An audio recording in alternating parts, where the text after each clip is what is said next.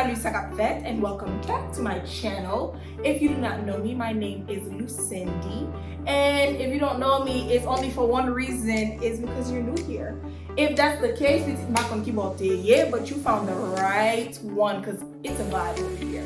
No judgment, no discrimination. We're all positive energy. In this video, I will be telling you all about how I came to America. Where do we even start? Oh my gosh. Okay, so this year, 2022, this year will be 10 years since I have been in the United States of America. My family and I moved in 2012.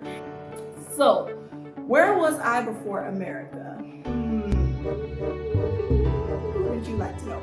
So, before coming to America, my family and I, we were on an island called Turks and Caicos Island. Specifically, we were on Providenciales. We lived in other areas in Providenciales as well, but before moving, I was in the Bight, Providenciales, Turks and Caicos Islands. I was in school in TCI for short for the before moving to America, for about 10 years as well. Approximately 10 years. I was at the age of 13 when I moved to America, and I turned 14 that same summer of moving. And a lady doesn't say her age. Do me a favor, please. Get out of here. But you do the math, and that's how old I am now. So it has definitely been a while. Even worse, don't know me. Originally, we moved to Providenciales from Haiti. So from Haiti to TCI to America. I cannot draw exactly the line, like how long I spent in Haiti versus TCI, because for a period of time before officially settling in TCI, we were back and forth between Haiti and TCI. So it would be a 50-50 exchange back and forth until ultimately the final settlement was TCI, then America. Now, coming to America, I did not know anything. I knew absolutely nothing. I'm talking enrolling for school. I was geeked that the schools, the public schools, did not wear uniform.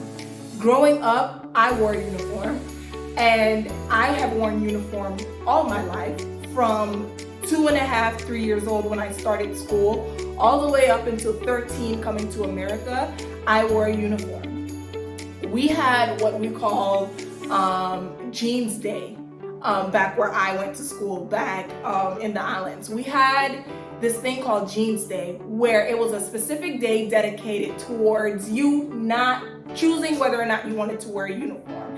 And of course, as you imagine, 95% of the school took advantage of this day, this opportunity to come in, flex, show their outfit, and wear whatever they wanted to. Of course, there were strict guidelines, like you couldn't wear certain things. And among those things, if I remember correctly, were like tank tops, crop tops, and things of that nature. But you were able to come in whatever style you wanted to, whatever you wanted to wear. But that was like only a handful of days throughout the academic year. And coming to America, I was like, what?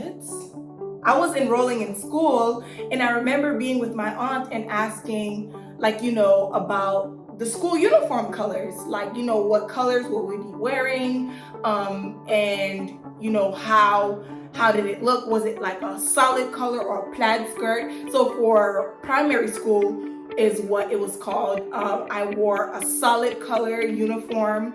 It was a sky blue, navy blue top, and then the jumper and skirt was, it was a sky blue, what am I saying? Sky blue and navy blue were the colors. The top was sky blue, it was a collared shirt, or it could be a button up. And then the skirt or jumper was navy blue. I think I said it right that time. And then in high school or secondary school, I wore a yellow button-up shirt. It had to be a button-up shirt, and the skirt was a brown skirt, was the base color, and then it was plaid with streaks of yellow and I believe slight streaks of like a blue or a green. There was another color involved, but it was a plaid skirt. And it was a pleated skirt as well. And we had a tie. In elementary school, we had a kind of like a bow tie kind of thing. It was a cross tie. And then in high school, it was a necktie. So both the males and the females wore a necktie. The males' pants, it was not plaid. It was just the females' bottom that was plaid. The males wore a solid brown color. So coming to America, number one, I noticed that there was no uniform. And I noticed that if I did see uniform, a lot of the times it was associated with like a private school or some kind of academy, something of that nature. And I was like, well, y'all living the good life over here. No uniform? What? I said every day is jeans day. Every day is jeans day. So I'm just like, okay. So I was like excited. But then it came to the first day of school. One major difference I noticed between the schools in America and then the schools in the island where I grew up, the course load. In TCI, we took anywhere from 12 to 14 courses. Yeah, a lot of the courses were split up. So for instance, like we would have English A and English B. And we would have a lot of mandatory electives that we did not choose, like art, music. PE is just always going to be a thing. You just got to suck it up and deal with it. And a slew of other things. But the courses included, of course, math, English A, English B, visual arts, social studies, social science, religious studies. You had PE, you had music, you had, what am I missing? Those of you who went to class with me or went to school with me or grew up in the TCI and you're watching this, comment some of the classes that I might be leaving out, because you know I'm leaving out a lot, but you know how our course load was. But to be able to manage such a course load, I know you're probably thinking, girl, you was in 14 classes per day? No, that's not what it was. The courses would be split up to kind of like a system of like A day, B day. So like on a Monday, Tuesday, and Friday, you would have English, math, visual arts, and social studies. And then on Tuesday and Thursday, you might have English B, religious studies, music, industrial arts. That was another thing. That was another course that it was mandatory. We had to take it. The most detail-oriented course I have ever taken to this day. And among others. So that's kind of how it would be. However, those set of courses we maintained throughout the academic year. So we did not change courses as the semester course changed, or as we had it, trimester. So we had 3 terms, whereas here it was semester. So that was one difference. And then the second difference was no uniforms. No uniforms. You guys did not wear uniforms. The public schools wore whatever you wanted. And I was like, I could get used to this. I was like, I could wear like, a skirt one day. I could wear jeans another day. And just adapting to that, it was like so surreal to me. I remember thinking like, this is how it is. This is how my education is going to continue. And I remember I was in 10th grade. Some of the courses I took, and I noticed that when I came, which worked in my benefit, when I came to America, I applied, I was enrolling for 9th grade. But because of the course load that we took back in the island, coming here, I never did 9th grade. So I went from the equivalent 8th grade over there to 10th grade over here, because the course level and I guess the level of education that I was at surpassed a 9th grade academic level. So never did 9th grade, went from 8 to 10. That, no complaints there. Let's go ahead and get this thing going. So then some of the courses I took was civics and economics, geometry, I had English literature, I had, what did I have? I had art. That was my elective. I took art because I already was in visual arts, so I'm just like, okay, I can come in and, you know, that's part of a routine I'm familiar with, art class. I took choir. Don't ask me why. I did not pick that class. I was put in that class as an elective. So that was interesting. We had like recitals, like and everything, like, you know, when we had like the programs where we would have to sing, all of that. So then let's talk about civics and economics. I knew nothing, absolutely nothing. I remember going to my professor so many times and saying, hey, I do not get this material. I don't understand. What is a House of Representatives? What is a Senate? What does that mean? What is da da da da? What do you mean by this? Like, I did not understand. And also partially I did not really put in as much effort to understand, but everything was foreign. US, anything like US history, all of the terminology, I just did not get everything that was being taught. And the one most unique experience that I had, and I remember this clear as day, I did not know the Pledge of Allegiance. And part of the routine every day in class was that at some point, whenever it was time to deliver the announcements for the day, was that everyone would stand up and you would put your right hand over your chest and you would recite the Pledge of Allegiance. And it's, I pledge allegiance to the flag X, Y, and Z.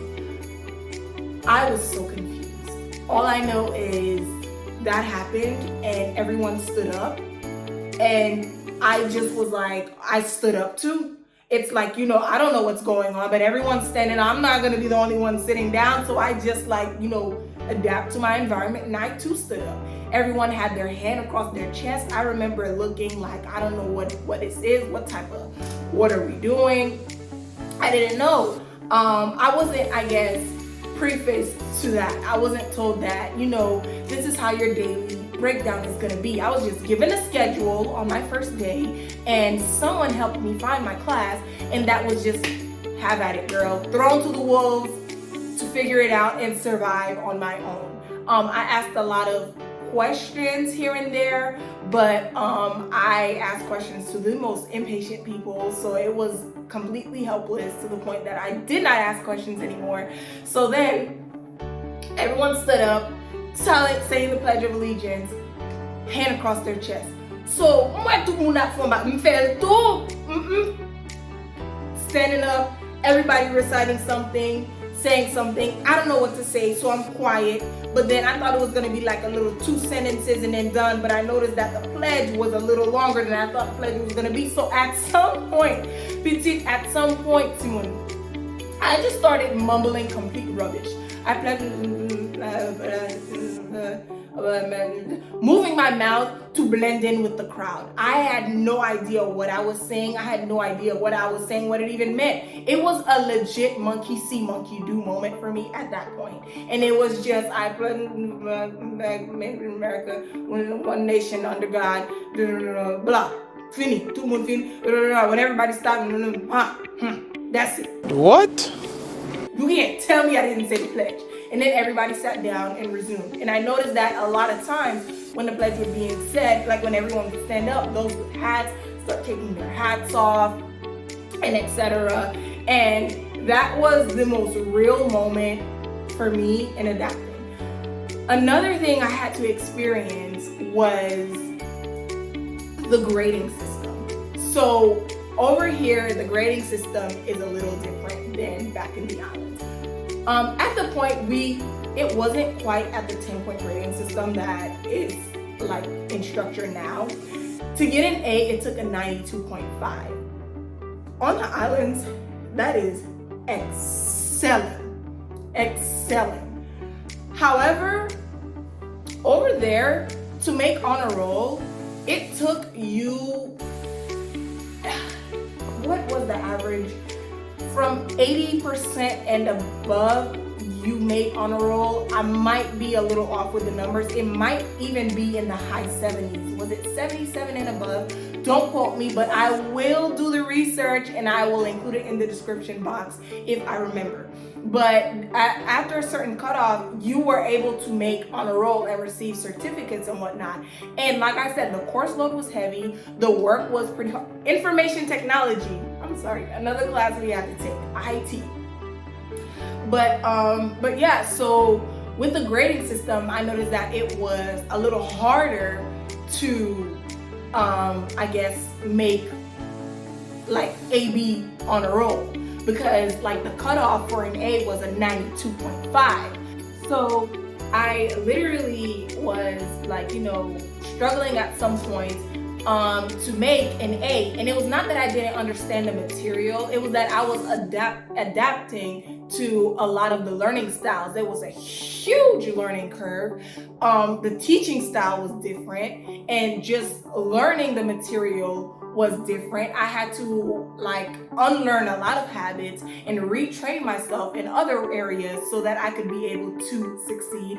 I would literally go to my civics professor at least 2 times a week and be like, I literally cannot do this. Is there another elective? Is there another option? Can I do something else? I will take whatever other class. I will take wrestling, weightlifting. I don't care what it was. Get me out of civics. I had no idea what was going on. And if I remember correctly, I just barely slid out of that class with a C, which was absolutely disgusting. I was like, what is this? What am I gonna do with this? What is this trash? When I got that C, transparent moment, I was like, I passed. You see, I passed. I don't have to repeat it. I don't have to come back. Another thing in America that I noticed that the islands had that was different from here. Over here, you guys drive on the right side of the road. However, in the islands, which is over British territory, and I'm sure if you go to somewhere like in the UK, anywhere, we drive on the left side of the road. And then, and that's just and I'm just specifically talking about TCI in America. We haven't even touched on Haiti, and honestly, life in Haiti is going to be a whole separate video in of itself. Life in Haiti compared to both TCI and America slapped together, that's a whole separate video by itself, and that's coming soon. So let's get the likes up on this video, and I will do a transition from Haiti video. So with that said, I also had a huge accent. So anytime I would even open my mouth before I would say anything, I never heard it. I'm the one talking. But anytime I would say anything, where are you from? Where are you from? Where are you from? Close up to you. Where are you from? Where are you from? Where are you from? Where are you from? Where are you from? And I was like, I thought I was blending in perfectly fine, but I guess I wasn't, because the slightest open of my mouth, it was, where are you from? Where are you from? Where'd you come from? Where are you from? And it was that was a question I answered the absolute most. Even to this day, from time to time, I would still get asked where I'm from. But it would be also because people are still detecting some kind of accent, but also because I would get, your face structure, it just looks like you're not from here. So all in all, I guess I could say the hardest part of my transition to America would be adapting to the school system. When it came to applying for college, I absolutely, mind you, I went to 3 different high schools, so I did not have a consistent guidance counselor. From starting high school in the island, coming over here, doing 10th grade in one school, and then doing 11th and 12th grade in another school. So I did not even know,